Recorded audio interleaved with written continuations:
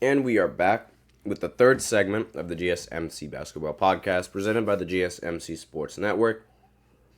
And in this third segment, we're going to talk about the Dallas Mavericks winning in Game 6 against the Oklahoma City Thunder. So, the Mavericks, they played at home in this Game 6, and lucky for them, they were able to close out. If they didn't, then they would have to play Game 7, I believe, today. That would have been the day that they would have played Game 7, but it didn't happen for them.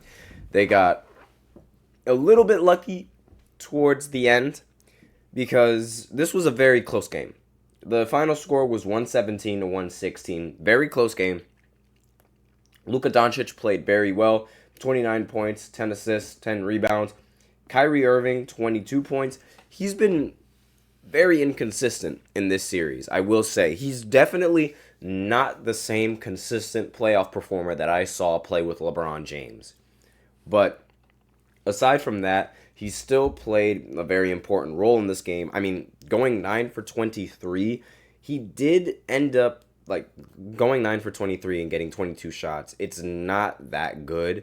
He took so many shot attempts and he only had 22 points to show for it. More shot attempts than points is just not ideal in any situation. And there's a fly on my screen that I just want to get rid of, but I can't. And Luka, on the other hand, he definitely showed up in this Game 7. 9 for 15 from the field, 29 points, triple-double, very impressive. Derrick Jones Jr. as well, 22 points, 8 for 13, 4 of 6 from the field. The Mavericks, they came to play in this game, and it was really, really close. It was really close. Now the fly is in my face. Good Lord. But the game was really close towards the end, and it came down, you guys won't believe this, but it came down to the refs. And I don't like it whenever these kinds of series, whenever it comes down to the referees making a call. And what happened was PJ Washington, he was taking a 3, and SGA was going up for that block on the 3, or at least to get a good contest. So SGA gets the ball, he gets the ball with his hand, but PJ double clutches, and that double clutch gives him the possession of the ball, and when he goes into the shooting motion, SGA's hand is on his hand. With no timeouts left for the Thunder, they just had to watch PJ make 2 free throws and thus make it a 1-point game, and they obviously missed the full court heave and therefore lost the series. The total score of the Mavs and the Thunder series was 636 to 636. So they were perfectly evenly matched throughout the entirety of this series. And what makes this even crazier, in my opinion, is that the team as a whole, the OKC team as a whole, they did not play that well throughout the series. They were rather inconsistent. The only person on the Thunder that was even remotely consistent day in and day out was, of course, Shai Gilgeous-Alexander.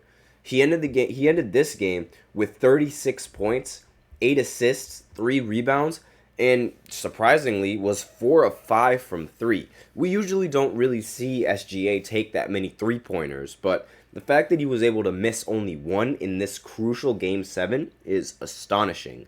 And Jalen Williams, he played well in this Game 7 as well. 22 points, 8 for 16. Chet Holmgren, meh.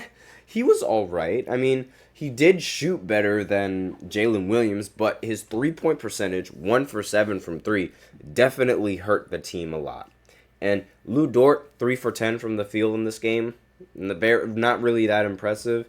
And let's see. Cason Wallace, 2 for 8. Jalen Williams with a J-A-Y instead of J-A-L. There's 2 of them. It's very confusing. He was 2 of 5 from the field. And again, like I mentioned before, the only person on the Thunder that was even remotely consistent throughout the entirety of the series was SGA. Now, looking back at the series, SGA was number 1 in points for the Thunder, number 1 in rebounds, number 1 in assists, number 1 in blocks, and number 1 in steals, while shooting 51% from the field, 55% from 3, with a 60% true shooting, and with a box plus minus of plus 22. SGA was hooping the entirety of this series.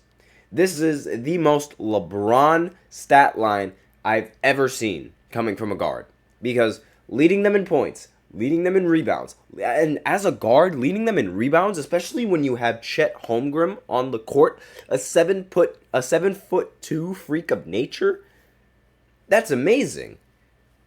And 7.3 assists as well, that's also amazing.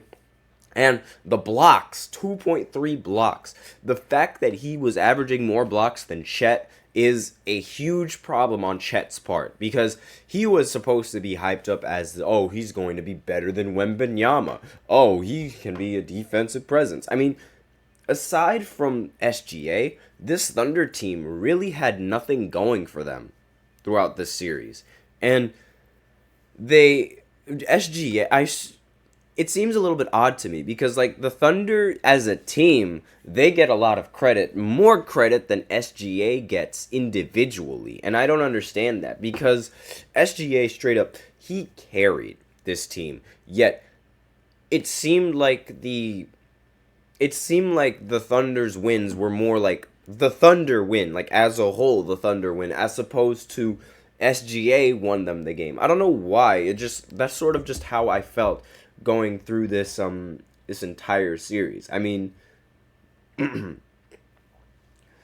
like it was very, very shy heavy. That's really, like, there's no other way around it other than, like, I mean, everything revolved around Shy. Everything for the Thunder, it was determined on whether or not Shy would play well. And at the end of the day, like, the team really needed to step up, and that young core that was being praised about, like, for being so young and so formidable, sort of let SGA down when it mattered most. Like, I mean, I'm sorry, but it really seemed like it was just SGA out there against the world with this Dallas Mavericks team. I mean, because the rest of them, they did not perform in the slightest. This might be a result of the lack of experience that this team has, and it makes total sense given how, I mean, like, you need to have experience playing under this kind of pressure, and the fact that they don't have that experience playing under the kind of pressure it's going to affect their performances, like, obviously. Now, let's go into, so for this series, obviously the best player throughout the entirety of the series was Luka Doncic. He averaged 24 points per game, 10 rebounds, 8 assists with 4.5 turnovers, 1.8 steals, 45% from the field, 39% from 3, and 74% from the free throw line, with a true shooting of 56.6. So, I'm just going to point out, this is considered one of the worst series, like one of Luka's worst playoff series, and averaging 24, 10, and 8 is really good. So the fact that this is his worst postseason just goes to show you how talented Luka Doncic really is. Now, the finals LeBron is obviously Shai Gilgeous-Alexander, leading the entire team in every single statistical category that you could think of.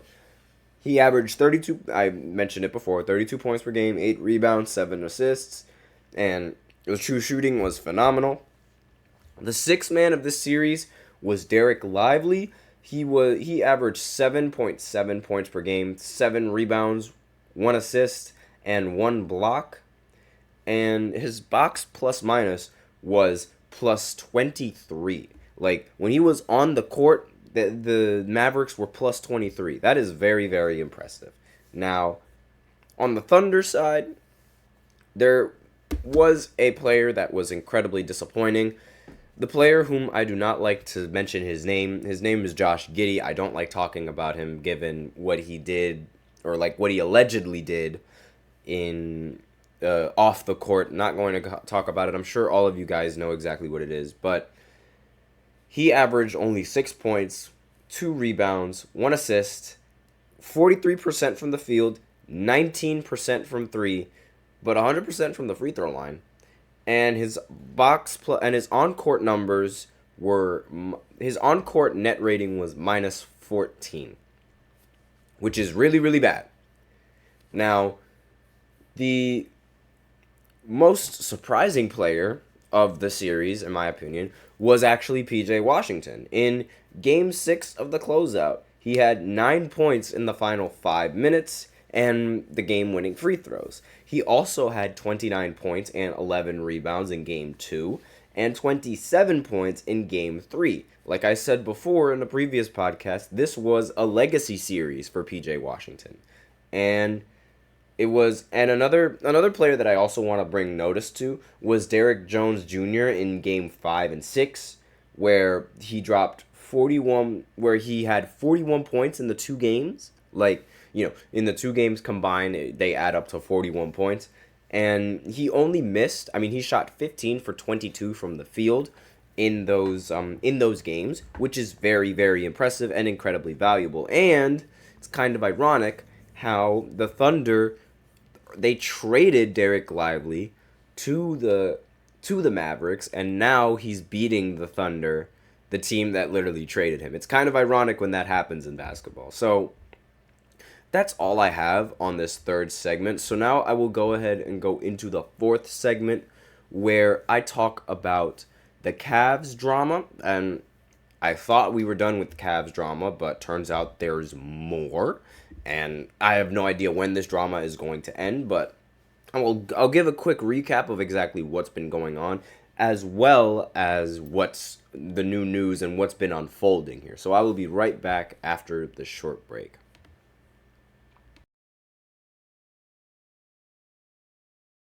For the best and latest podcasts available anywhere, go to the podcast app on your cell phone and type in GSMC to access free content-rich podcasts on health and wellness, book reviews, sports, entertainment, relationships, social media, movies, technology, finance, and even weird news. Subscribe and download the GSMC Podcast Network's family of shows, available everywhere podcasts are found.